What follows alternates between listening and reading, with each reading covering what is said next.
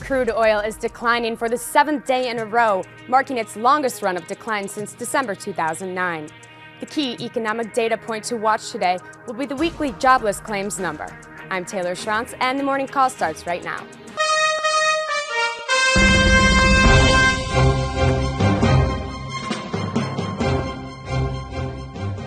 Good morning, I'm Scott Rudd, the Chief Strategic Officer of T3Live.com. And I'm Lindsay Bell with The Street, and together we bring you the Morning Call Express.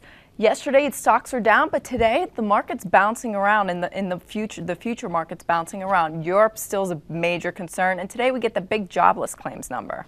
Yeah, well, yesterday the market was gyrating based on every headline out of Europe, and as a trader, you need to see how the market responds. And the more you actually read into what's going on in Europe, the harder it is to ignore, or the harder it is to even be objective. So what I'm telling my traders right now is just either you take a micro scalping approach for cash flow, or you have a longer term conviction in your individual stocks that some of them are acting well, or if you're an intermediate trend trader and you think that we're going a lot lower, you're going to have to put up with the gyrations back and forth, because ultimately I find it hard to believe that a 5% move off the highs is all we're going to see during this corrective phase. Now, Cisco reported earnings last night, too. The guidance was pretty conservative. It shows that, there is weakness in the U.S. economy. What does it mean for the broader markets? Well, what it's also showing is that we are not immune to Europe. We've tried to say we're going to decouple, but if you look at the numbers, they've said that European business is slowing.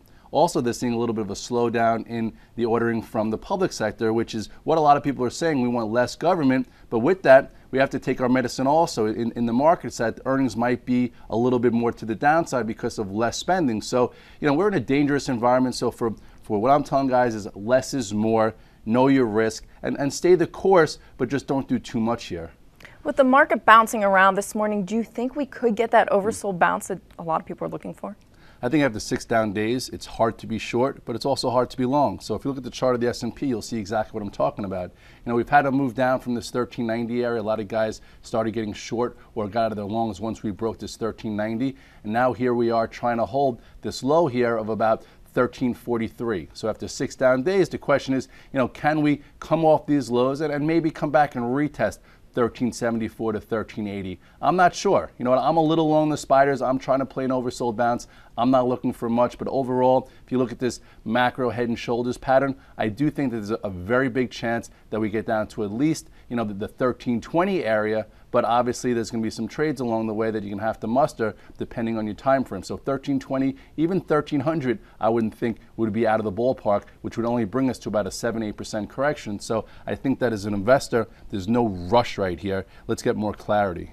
Some of the stocks that we've been talking about are the leaders. They've really been actually able to hang in these 6 down days.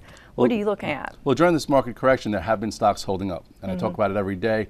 Apple, one of the names that has been holding 560. If you take a quick look at the chart of Apple, you will see, we're holding this 555, 560. I think the market would like to see potentially a move above this area. We get a move above, just say 574, and for the first time in days, you could actually buy some strength. I think maybe that'll fuel the oversold bounce. You also have some strong stocks. Amazon's holding up okay. Google's been holding up okay.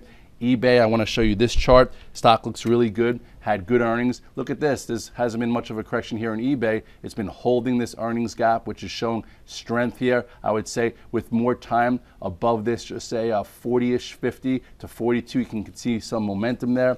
You also have the home builders. They've been a strong spot all year. And if you look at the chart here of Toll Brothers and Lennar, look at Toll Brothers. Stock is not even waiting. It's trying to break the highs. So there are guys that are making money as stock pickers. There are good stocks out there, but there's also a lot of pressure. So you have to really be that good to maneuver this environment right now. And even in the financials, I think American Express has been holding in there too. It's a high quality non-bank financial name that Stephanie Link has liked. Yeah, I think you look at the chart here of American Express too, you want to buy a pull-in, that hasn't been much. If you look at American Express, you'll see not so bad, right? It had a nice little breakout, had a nice move above this 58, just came back. If you want to buy a dip, that's what you do. And look at it as far as being different from something like JP Morgan, which I'm trying to buy here into support. It's come in a lot more. It's above the moving averages. I've been saying if you want to buy a dip, I think you could buy a dip around 39.50 to 40.50 in this JP Morgan and be okay moving forward. Well, you know what? We're going to get more in depth with all of that, and then we're also going to talk more about the banks because yesterday were pretty weak. So stay tuned for the long version. Hi, I'm Sean Hendelman, CEO of T3 Live, where we train, coach, and mentor traders in order to help you put your money to work with confidence. The T3 Live approach is a blueprint for you to recognize, adapt, and ultimately take advantage of different market conditions. To begin your training with T3 Live, we would like to offer you the opportunity to enroll in our free 30-day online home study course. Fill in your name and email address, and I'll see you on the other side.